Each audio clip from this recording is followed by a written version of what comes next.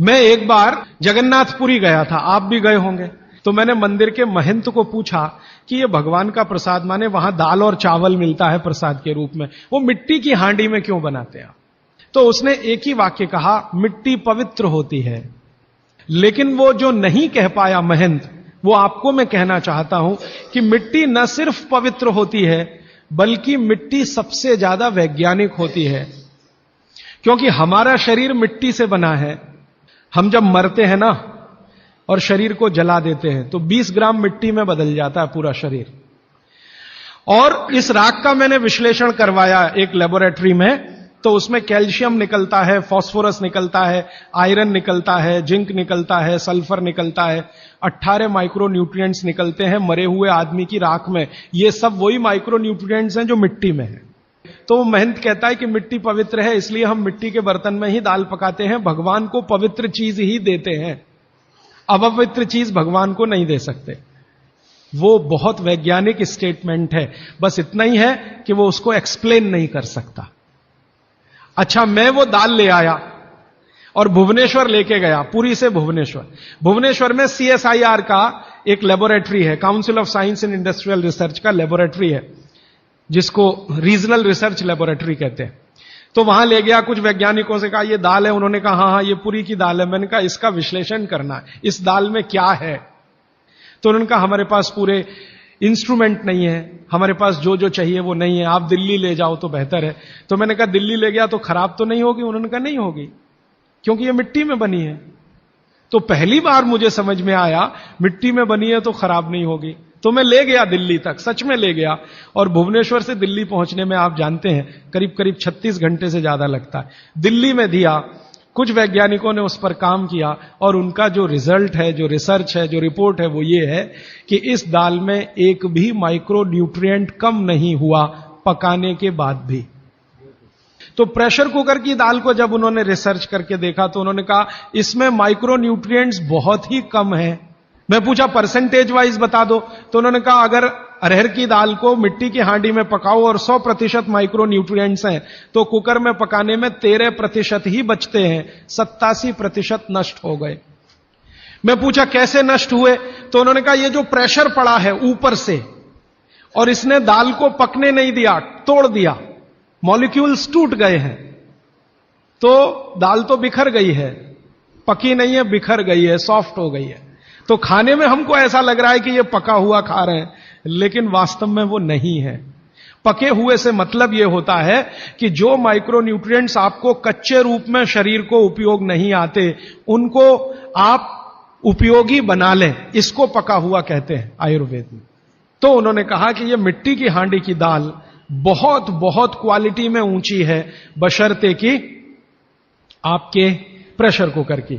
और दूसरी बात तो आप सभी जानते हैं, वो मुझे सिर्फ रिपीट करनी है कि मिट्टी की हांडी की बनाई हुई दाल को खा लीजिए तो जो उसका स्वाद है वो जिंदगी भर नहीं भूलेंगे आप। इसका मतलब क्या है? भारत में चिकित्सा का और शास्त्र पाक कला का ऐसा विज्ञान विकसित हुआ है जहां क्वालिटी भी मेंटेन रहेगी और स्वाद भी मेंटेन रहेगा। तब मैंने गांव गांव घूमता रहता हूं तो पूछना शुरू किया, तो बोलते हैं लोग कि ज्यादा नहीं, 30-40 साल पहले सब घर में मिट्टी की हांडी की दाल थी। मेरी दादी को पूछा तो दादी कहती है कि हम तो जिंदगी भर मिट्टी की दाल ही खाते रहे। तब मेरे समझ में आया कि मेरी दादी को डायबिटीज क्यों नहीं हुआ। तब मुझे समझ में आया उसको घुटने का दर्द क्यों नहीं हुआ। तब मुझे समझ में आया उसके 32 दांत मरने के दिन तक सुरक्षित थे, क्योंकि हमने उसका अंतिम संस्कार किया। अगले दिन जब राखी लेने गए तो सारे दांत उसके 32 के 32 निकले। तब मेरे समझ में आया कि 94 साल की उम्र तक मरते समय चश्मा क्यों नहीं लगा उसकी आंखों पे, और जीवन के आखिरी दिन तक अपने कपड़े खुद अपने हाथ से धोते हुए मरी थी। यह कारण है कि शरीर को आवश्यक माइक्रो न्यूट्रिएंट्स की पूर्ति अगर नियमित रूप से होती रहे तो आपका शरीर ज्यादा दिनों तक बिना किसी दूसरे की मदद के काम करता है।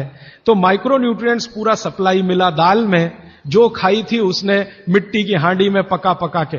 और न सिर्फ दाल पकाती थी वो मिट्टी की हांडी में, बल्कि दूध भी मिट्टी की हांडी में पकाती थी।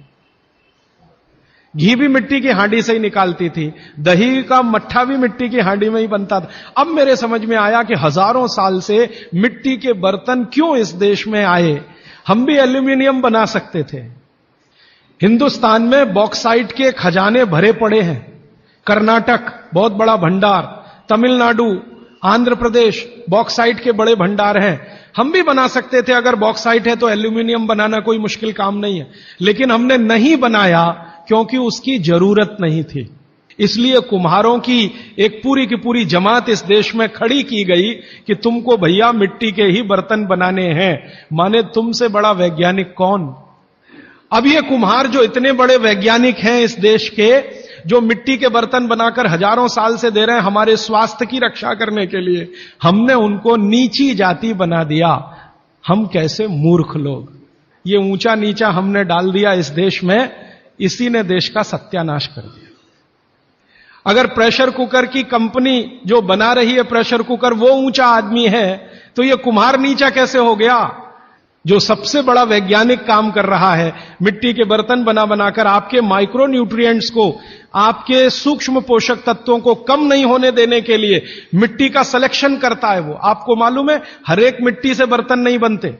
एक खास तरह की मिट्टी है वही बर्तन बनाने में काम आती है, और एक खास तरह की मिट्टी है जो हांडी बनाती है, दूसरे खास तरह की मिट्टी में कुल्हड़ बनता है, तीसरे खास तरह की मिट्टी में कुछ और बनता है। ये मिट्टी को पहचानना कि इसमें कैल्शियम ज्यादा, इसमें मैग्नीशियम ज्यादा, इसलिए हांडी इससे बनाओ, और इसमें कैल्शियम मैग्नीशियम कम है इसलिए इसका कुल्हड़ बनाओ, ये तो बहुत बहुत बारीक और विज्ञान का काम है।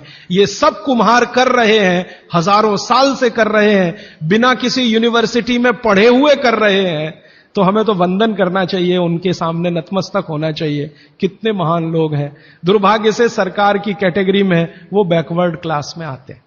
और सबसे मजे की बात कि ये हांडी जब खत्म होगी, माने इसकी लाइफ पूरी हो जाएगी, तो ये हांडी फिर मिट्टी में मिल जाएगी और फिर वही मिट्टी से हांडी बन जाएगी। दुनिया में ऐसी कोई वस्तु नहीं है। प्रेशर कुकर के बारे में तो नहीं कह सकते आप, बायोडिग्रेडेबल है। तो आप भी कर लीजिए ये काम, प्रेशर कुकर निकालिए, मिट्टी की हांडी ले आइए। तो आप कहेंगे जी दाल देर में पकेगी, सिद्धांत ही वही है दाल का, तो जो देर में खेत में पकी है वो देर में घर में भी पकेगी। आप कहें जी मिट्टी की हांडी के बाद अगर कोई चीज है, तो हमारे यहां एक मेटल बनता है जिसको आप लोग कहते हैं एलॉय है, कांसा। तीसरा सबसे अच्छा माना जाता है पीतल। अब ये कांसे और पीतल में भी हमने काम कर लिया कि अरहर की दाल को कांसे के बर्तन में पकाएं तो उसके सिर्फ 3% माइक्रो न्यूट्रिएंट कम होते हैं, 97% मेंटेन रहते हैं। पीतल के भगोने में पकाएं तो 7% कम होते हैं, 93% बचे रहते हैं। लेकिन प्रेशर कुकर में बनाएं तो सिर्फ 7% बचते हैं, बाकी खत्म होते हैं। अब आप तय कर लीजिए, आपको लाइफ में क्वालिटी चाहिए तो आपको मिट्टी की हांडी की तरफ ही जाना पड़ेगा, माने भारत की तरफ वापस लौटना पड़ेगा, इंडिया से। अभी हम हैं इंडिया में, जो बनाया अंग्रेजों ने या बना दिया अमरीकियों ने, इस इंडिया से निकल के भारत की यात्रा करनी पड़ेगी। और मैंने पिछले 1-2 वर्षों में ये बातें गांव गांव में कहना शुरू किया है, तो इसका परिणाम पता है क्या, कि कुम्हारों की इज्जत बढ़ गई है गांव में। और मैं मानता हूं कि मेरे व्याख्यान की अगर कोई सार्थकता है तो वो ये कि कुम्हारों की इज्जत इतनी बढ़ जाए कि वो पंडितों के बराबर आ जाएं, क्योंकि वो किसी से नीचे नहीं है, क्योंकि वो किसी से छोटे नहीं है। और मजे की बात कि वो हांडी बना के आपको 20-25 रुपए में ही दे रहे हैं, प्रेशर कुकर तो 250-300 रुपए का है। मैं होम्योपैथी की भी चिकित्सा करता हूं, तो बहुत सारे पेशेंट मुझे फोन करते हैं, राजीव भाई ये। तो मैंने कुछ पेशेंट को खास कर कहा कि देखो भैया, आपको मैं कोई दवा नहीं दूंगा। तो कहने लगे फिर बीमारी कैसे ठीक होगी। मैंने कहा एक ही काम करो, मिट्टी की दाल खाना शुरू करो, मिट्टी की हांडी में रखी हुई दाल खाना शुरू करो। चावल खाना है तो मिट्टी की हांडी का। कहने लगे राजीव भाई कौन करेगा ये सब। मैंने कहा आपकी बीवी करेगी या आप करोगे। अगर जिंदगी चाहिए तो झक मार के आप करोगे, नहीं तो अमेरिका जाओ, कनाडा जाओ, जर्मनी जाओ, लाखों रुपए खर्च करो, फिर भी झक मार के वापस आओ। तो मेरे पास कुछ डायबिटीज के क्रोनिक पेशेंट हैं, बहुत क्रोनिक, जिनका शुगर यूनिट 480 के ऊपर है। ऐसे 100 से ज्यादा पेशेंट, वो 8 से 9 महीना हो गया नियमित रूप से मिट्टी की दाल और मिट्टी का चावल, माने हांडी की दाल और हांडी का चावल, हांडी की खिचड़ी नियमित रूप से खा रहे हैं। और अब तो उन्होंने मिट्टी का तवा भी ले आया अपने घर में रोटी बनाने के लिए। बाजरे की रोटी बहुत अच्छी बनती है इस मिट्टी के तवे पे, तो रोटी भी उसी की खा रहे हैं। 8 महीने के बाद सबका शुगर टेस्ट किया है तो 480 यूनिट वाला अभी 180 यूनिट पे है, बिना किसी मेडिसिन के, बिना किसी इंजेक्शन के, बिना किसी टॉनिक के। और होम्योपैथी की कोई दवा नहीं दी मैंने उनको। कुछ लोगों को ज्यादा परेशान थे, दवा भी दो दवा भी दो, उनको प्लेसिबो दे दिया। प्लेसिबो समझते हैं, खाली गोली, दवा नहीं डाली। तो पेशेंट को लग रहा है कि मैं दवा खा रहा हूं, दवा खा के अच्छा हो रहा हूं। मुझे मालूम है कि वो कोई दवा नहीं है, वो प्लेसिबो है, वो अच्छा हो रहा है उस मिट्टी की दाल खा के, मिट्टी का चावल खा के, मिट्टी की खिचड़ी खा के। रिजल्ट ये है। तब मैंने मान लिया कि बाघभट्ट सच में महान आदमी थे। ये एक सूत्र पूरा होता है, 8:30 का समय हो गया है। आगे कल दूसरा सूत्र, तीसरा, ऐसे कर करके जो सबसे जरूरी 15 है वो पहले बताऊंगा और उसके आगे बढ़ता